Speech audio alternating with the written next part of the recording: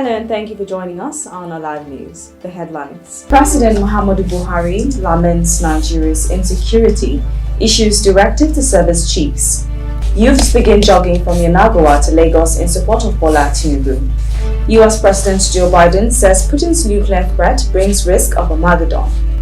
Top 4 players to replace Ronaldo by January. Live TV. And now the news in details.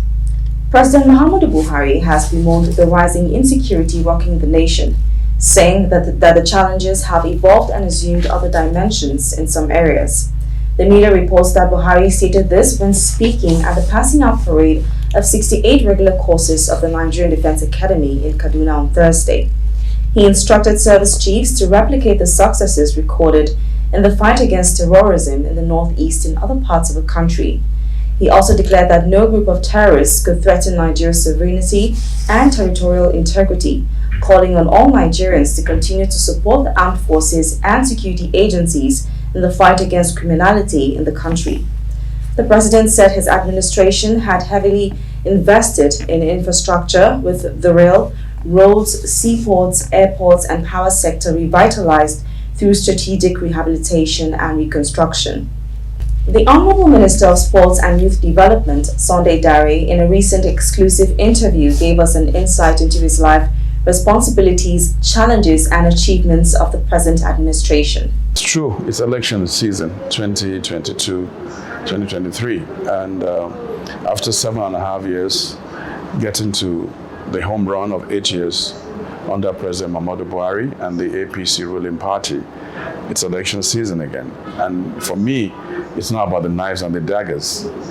And for my party, we stay focused. It's about the facts, the performance data, and what this government has been able to do.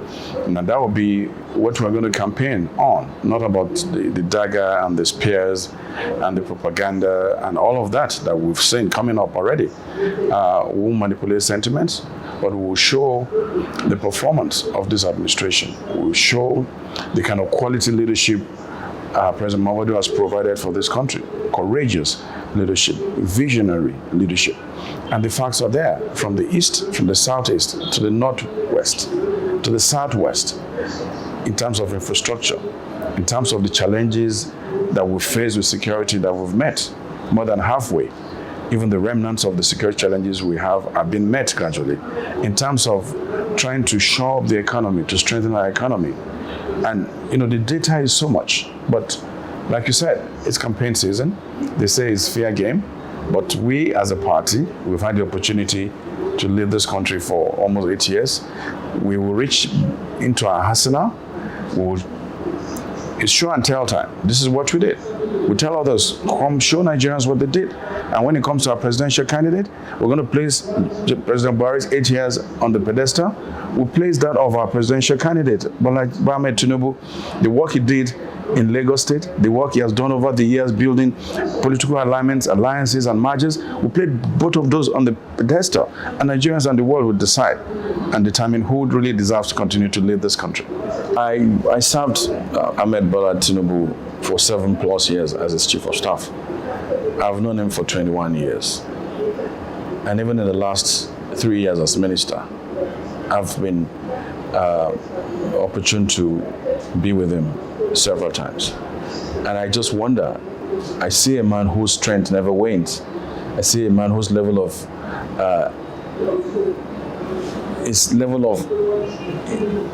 intellect never weakens. I see a man who still holds meetings till 2-3 a.m. in the morning. I see a man who juggles 3 meetings at the same time. I see a man who rises up every single morning ready to take on the day. And I say, what else are Nigerians looking for? This man is alive as alive can be. In fact, he's alive as your alive television. So the tendency, and being a media person, I've seen over the years how several times they have written his death story. He was flown out in a stretcher. It was this. Most of these times I was with him. We just wake up in the morning and we see, oh, Tinubu is there. And I sit there and I'm like, okay, I'm a journalist. I work with him. This man is in front of me. We're having heated debates. He's giving me multiple assignments at the same time. But let's come back to before the man left the country. We saw the number of trips he made, the level of consultation before the delegates conference, after this delegates conference, the meetings, the massive meetings. Doesn't this man deserve a little break?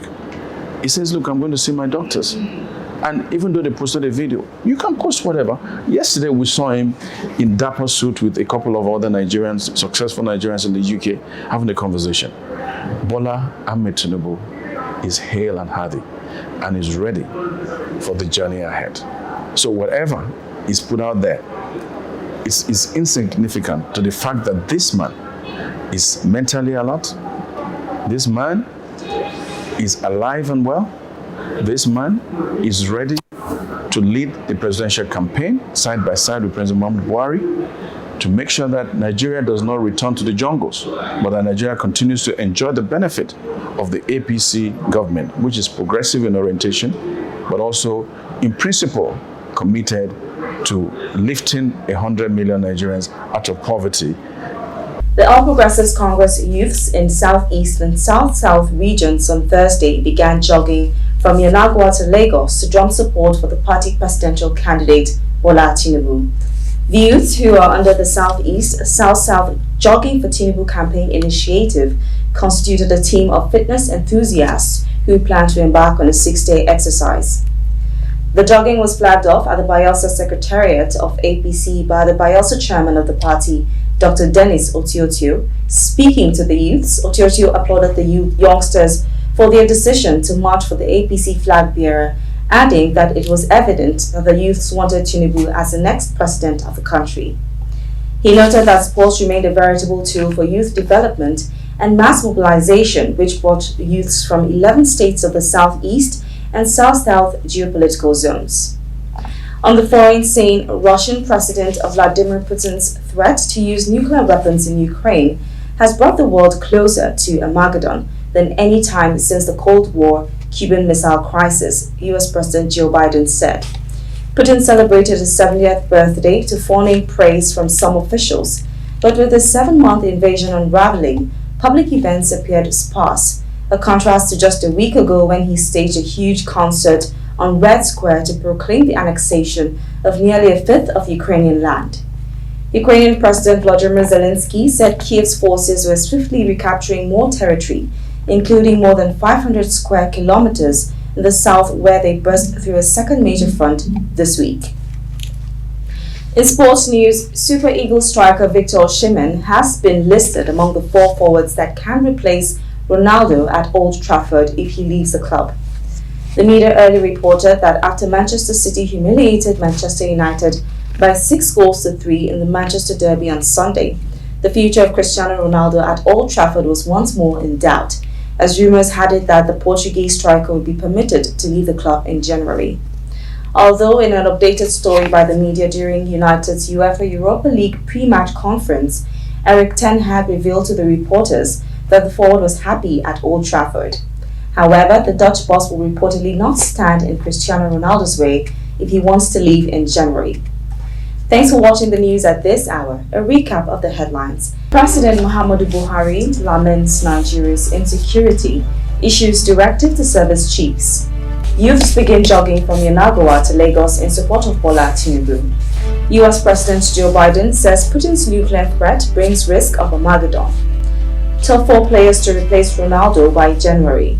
And on behalf of all of us at Alive TV, see you next time. I am Elizabeth Mutwan. Alive TV.